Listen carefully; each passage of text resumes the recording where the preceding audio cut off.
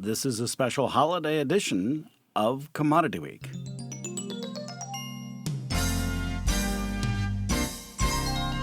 Todd Gleason services are made available to WILL by University of Illinois Extension. Well, welcome to Commodity Week. I am Todd Gleason. Our panelists today from agmarket.net include Curt Kimmel, Wayne Nelson, and Matt Bennett. Commodity Week is a production of Illinois Public Media. It's public radio for the farming world. Just a quick reminder as we get started that the Illinois Farm Economics Summits, the IFAS series with the agricultural economists from the University of Illinois, are coming up in the month of January on the 10th, the 11th, and the 12th in Mount Vernon, East Peoria, and DeKalb. If you've not registered yet, get yourself registered today. Do it right now at willag.org or at farmdocdaily.illinois.edu. You'll find all the details. This is a morning-long event. It will include Joe Jansen, Scott Irwin, along with Gary Schnitke, Nick Paulson, Jonathan Koppas, and Bruce Sherrick. Should be a fantastic day. We wrap up at the noon hour with your meal. The cost is just $80. Again, online for registration at willag.org or farmdocdaily.illinois.edu. Let's begin our discussion today by asking Matt Bennett, a farmer and the head, co-founder of agmarket.net, to talk a little bit about what the growing season was like for 2022. Hi, Matt. Thanks for being with us.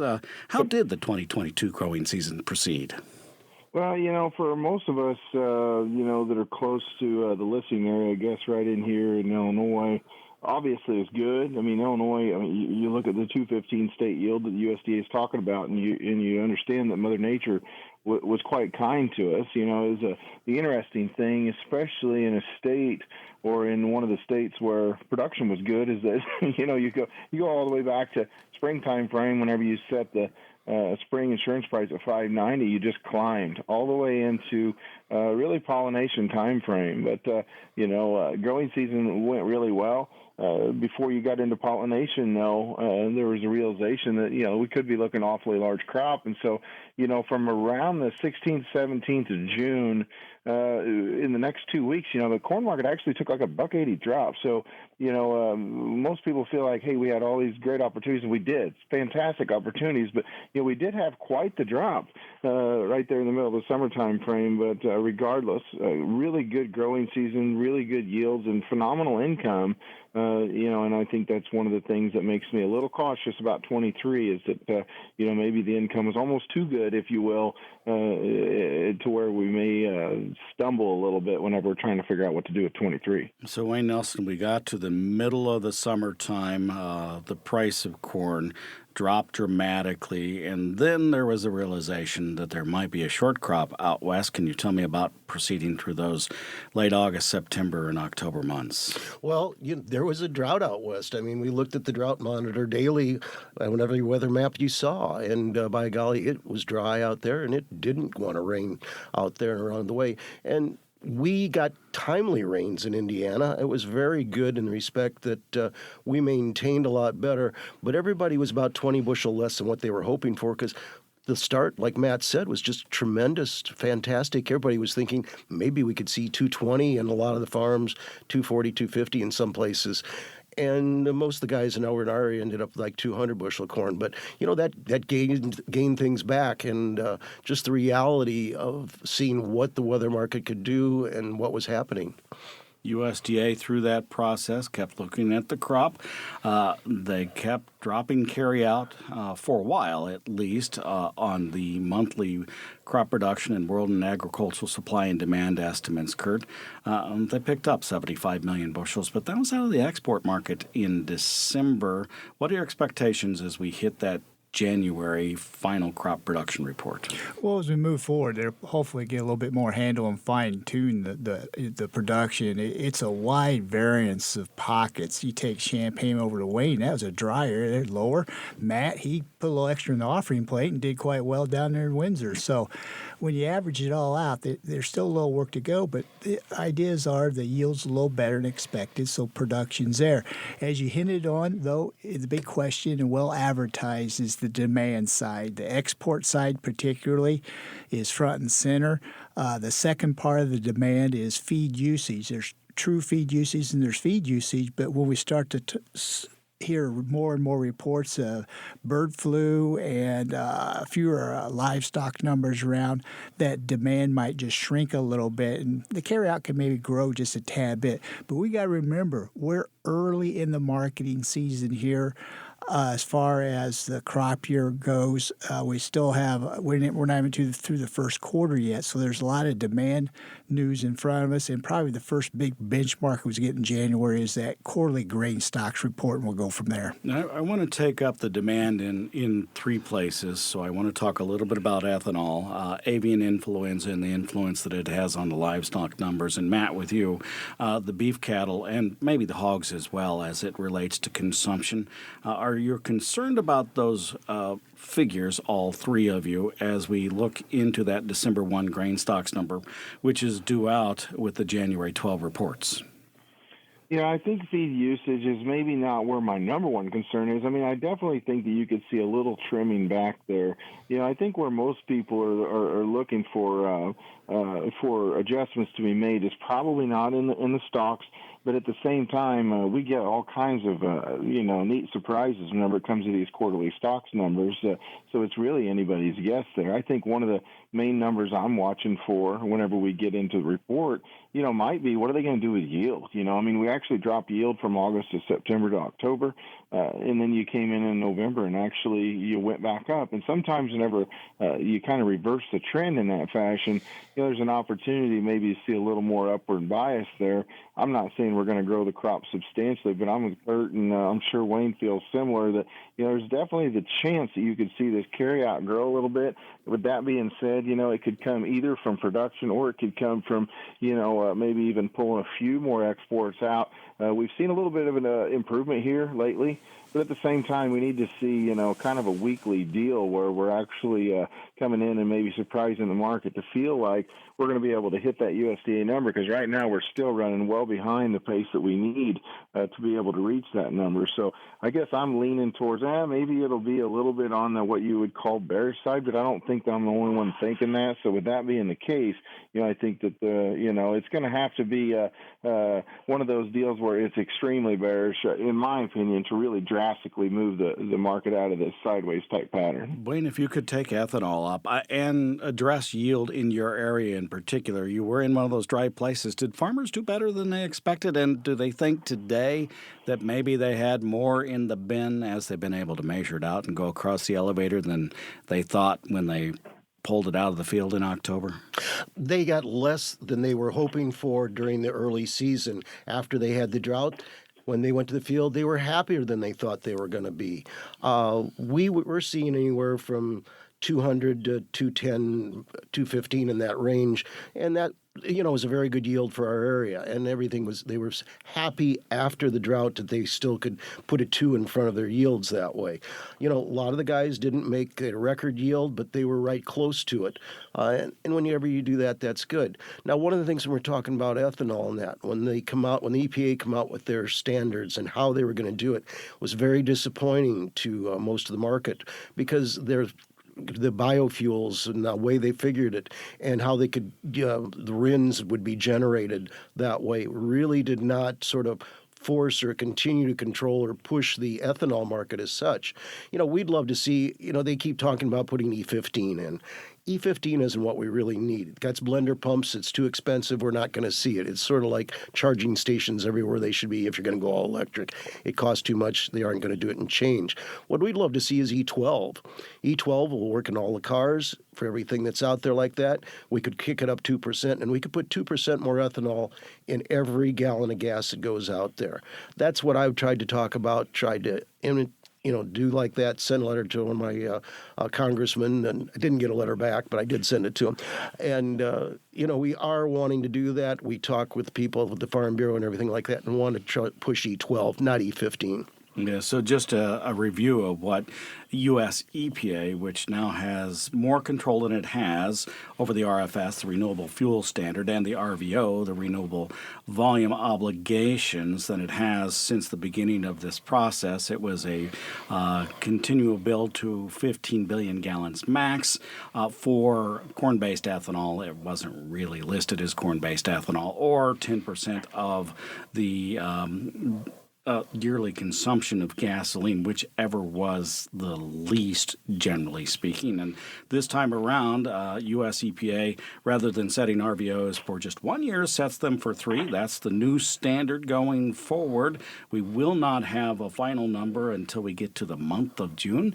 And I believe what they did this time was to look back at some of the things that took place, relieving some smaller producers, refineries of their obligations, and divided that over a couple of years. So it's 15.25 billion gallons, 15.25 billion gallons, and 15. So they managed to maintain that 15 billion gallon usage, which we can look forward to, I suppose.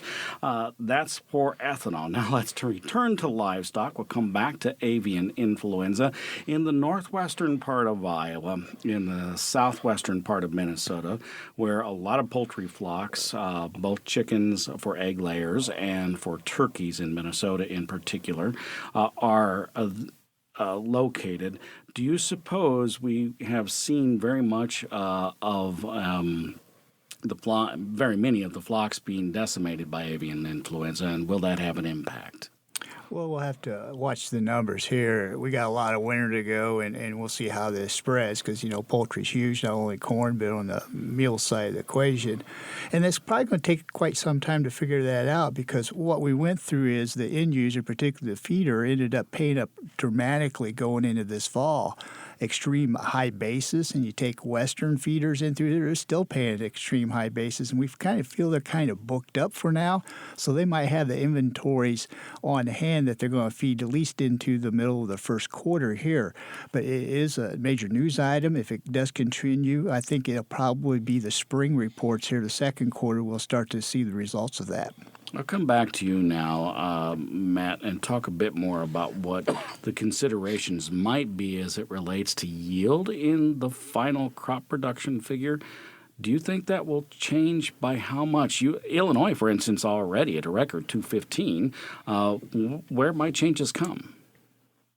Well, that's a really good question. I think that whenever you stop and look at it, some of the folks, for instance, that we work with, whenever you're in Iowa, there are some places that, there was actually a few piles out there. I know a lot of folks said that just didn't see hardly any piles anywhere, but I don't know that that's the case as far as, everywhere you go. You talk to a lot of producers that say, actually, when it gets right down to it, there's pretty decent yields in some of these areas, but obviously a lot of that corn, started disappearing pretty darn quick because the need for it to move west was so profound, to go west and southwest. And so, my personal opinion is that Iowa could maybe come up just a little bit. The states where yield was good could tick up just a little. I'm not saying we're going to go up a couple bushels, but I can see us maybe going up a half a bushel to a bushel, which certainly is going to make a little bit of an impact as far as the balance sheet's concerned. I still maintain, though, that if you keep this stocks-use ratio anything at 10% or under,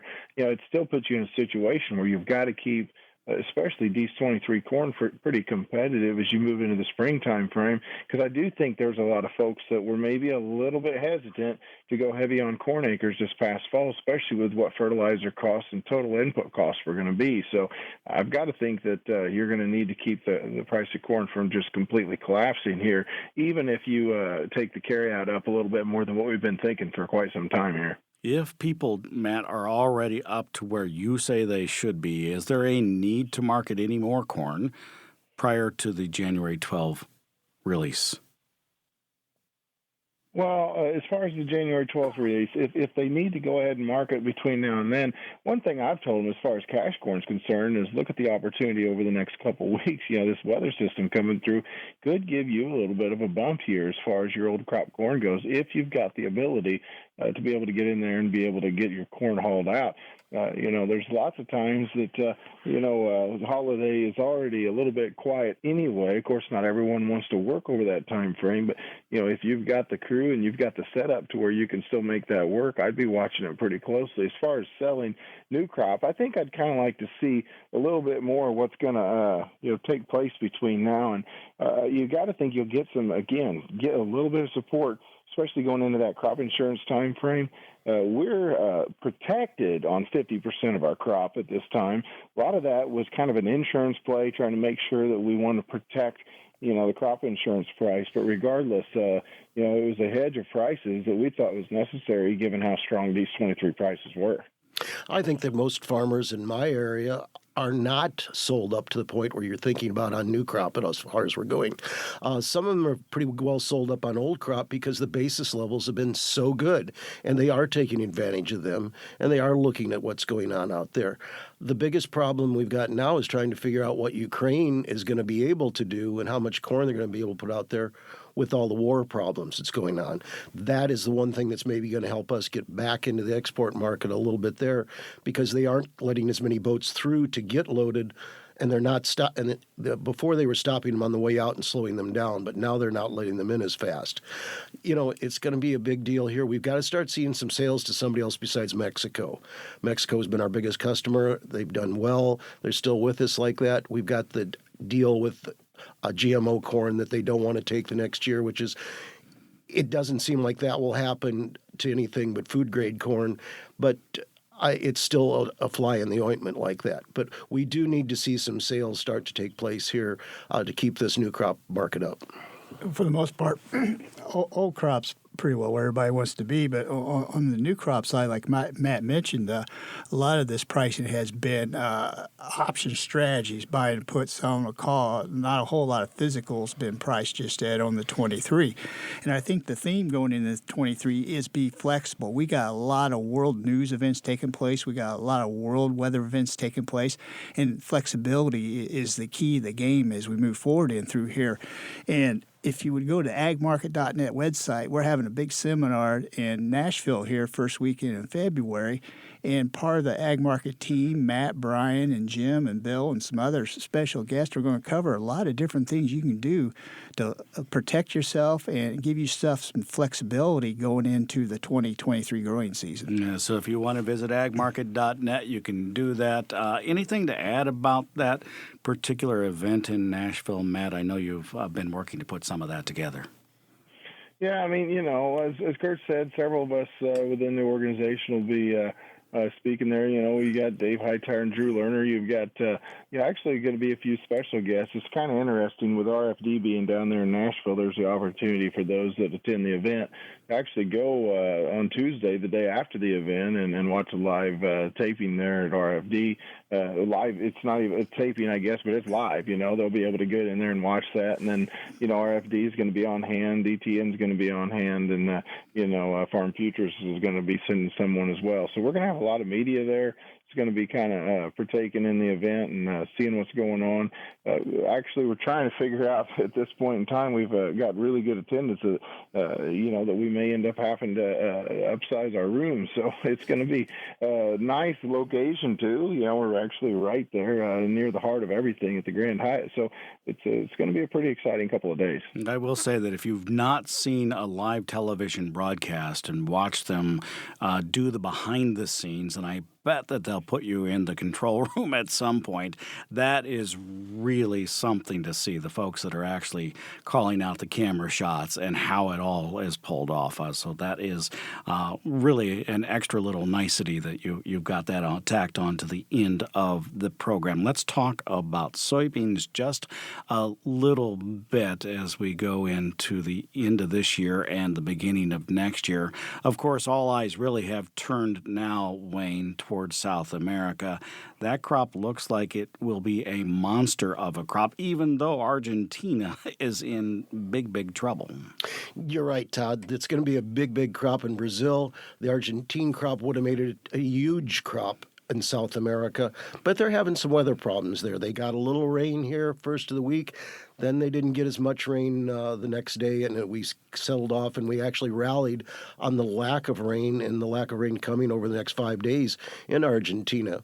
But it does look like the areas of Brazil are going to make up for with extra acres and with extra rain and very, very good yield potential there.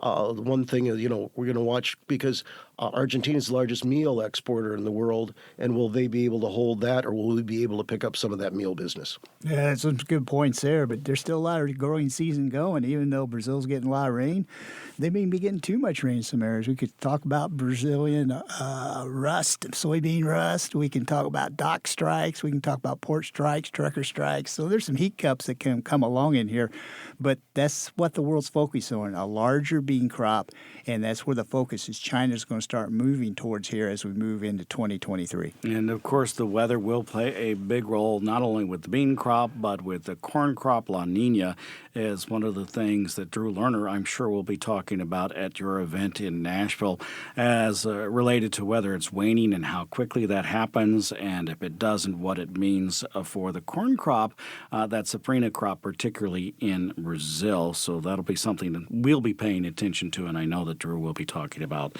when you get to Nashville in February. Continuing on the vein of soybeans, Matt, demand in the U.S. has been really good with the crush, and then we have renewable diesel, which was part and parcel of the RVO that U.S. EPA put out.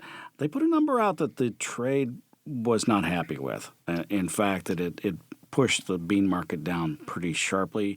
From what you're hearing on the ground, will the United States invest, they already are, invest and build, more importantly, the renewable diesel crushing plants?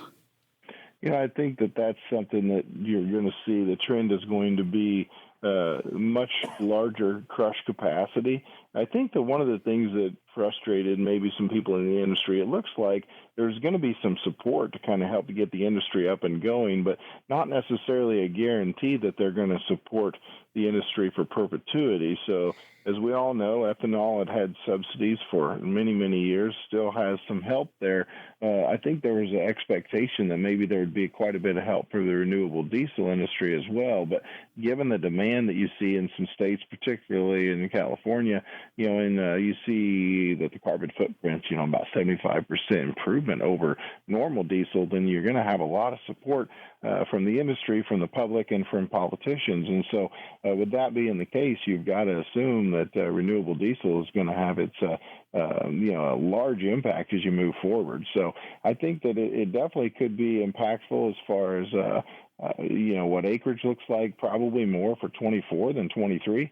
But I do think, there's a couple of notables out talking. I think one of them was saying 92 million corn and 88.5 beans. That's pretty close to kind of what I've been thinking here. But I think this might be one of the last years that beans maybe don't overtake corn acres, just because I think that the demand's going to be strong enough. You'll see basis in a situation that's really going to make producers think twice about what they're going to do as far as their cropping decisions once you get more of these plants up and going. No, as that relates to what cropping decisions should be in 24, 25, 26, and I know this is pie in the sky, have you been thinking with your producers about how they change their rotations? I assume that it's not so hard in the beginning to put a few more bean acres in, but it gets harder and harder as you have to maybe start to double crop some of those beans. That would be the truth, Todd. I mean, it's hard to make your decision, but first off, we've kept a pretty blank palette here is to look at, because we are going to look and see what the corn-bean ratio is and what's going to be best. And most farmers can switch 10 to 20% of their acreage fairly easy. But if they're going to start switching more, and a lot of guys are 50-50, and when it's 60-40 like that, switching back and around, and what's going to do and what's going to happen, their fertilization program and everything along the way is going to change a lot. I think we're going to see a lot more cover crops if we get into that, as to try to keep it so you can go with more beans. Come back to this year and the coming crop year. What should producers be doing at this point as it relates to soybeans? Well, I think you've got to get aggressive and get caught up where you want to be on beans, particularly old crop, when we're looking at a situation where if South America weather turns out sort of favorable, that's going to keep a cap on the market. And then plus two, China, from the shipping point of view, they're going to shift from the northern hemisphere to the southern hemisphere. we'll see our corn business take up a little bit as we shift around on that. As far as new crop goes, I think, like I mentioned, you got to be flexible. I think you come in and have a price floor and kind of see what happens here. That kind of leaves your upside open. Then as the growing season starts to take place, then you can start laying into some timely cash sales. I would agree with Curt on that. I think that that's a pretty good strategy. I am thinking that it is good if we haven't done anything that you at least get up to probably 20%. Anything on the crop insurance side that you've been thinking about as it relates to next year? There's going to be some updates. We haven't had our meetings on all of those yet, but I think that, like I said, the cover crops, there's going to be some reduction in cost if you use those, and there's going to be some other things going on, and will be happening with some of the new government programs as they go along. And there's going to be some private products that do pop up, but haven't been discussed yet. Anything to add, Matt? No, I mean, main thing, I agree with what these guys are saying. I think that whenever you look at pushing $14.23 beans, I don't know that we need to overcomplicate this too much. Or whenever you're talking $15 old crop beans, I know that's not what they are on the board, but in a lot of places, producers have been able to sell $15 cash beans with a strong basis. And so even if they're $14.80, I don't know too many producers that can tell me they've sold very many bushels in their entire farming career at those types of price levels. So, again, I just feel like sometimes maybe we're overcomplicating this a little bit, getting some sales on the books, or at least locking in, I think what Curt was basically saying, locking in some worst-case scenarios, keeping a flexible plan, I think, is really the way to go. And it sure is nice to see the bean market providing those opportunities for us. Let's get a final word from each of you now as we wrap up this last edition of the Commodity Week program for the 2022 year. Wayne Nelson of agmarket.net, your final word for the day? Well, I think that both of the other guys said it, and I agree with them, that you need to have some coverage here. You need to put a bottom in part of this market. We've got some tremendous prices here, prices we haven't seen in years along the way. And just want to take this chance to say thank you to all the listeners out there. It's been a real pleasure for all the years I've done this wrap-up show for over 20 years on this date, and it's just a lot of fun. When we see you out in public, stop us and say hi. We really appreciate all of you listeners that do make this show possible. Curt Kimmel? Yeah, 22 was a heck of a run, a roller coaster, emotional. There was some nights that there was quite a bit of activity taking place in the marketplace. And as we look forward through here with all these world events, I think you got to stay tuned, stay focused, because we don't know what China's going to do. We don't know what Russia's going to do. And we don't know what's going to happen here in the U.S. But for the most part, really enjoyed visiting with everybody this past year, and looking forward to 23, and hope everybody has a safe and enjoyable holiday. And Matt Bennett. Yeah, I just think, as these guys said, it's been a really interesting year, a good year. I think one of the main things that I'd like to impress upon folks is that, no 2 years are going to be the same. We've had 2 straight years of just incredible income, and, I think that we need to be, we need to be protecting of that and making sure that, we're at least doing something. Doing nothing may not be the best way to go this year. It probably was last year. Some awfully good prices when you got into fall time frame, but really good year in 2022. I think we'll have another good year in 23, but I think that it may take a little bit more risk management. So just be prepared to do that and handle your business as best you can. Commodity Week, of course, is a production of Illinois Public Media. It's public radio for the farming world. You can find and listen to the whole of the program anytime you'd like at willag.org, willag.org. And there today, you can register yourself for the Illinois Farm Economic Summits. The IPA series is on the road again. We'll be in Mount Vernon, Peoria, and DeKalb on January 10, 11, and 12.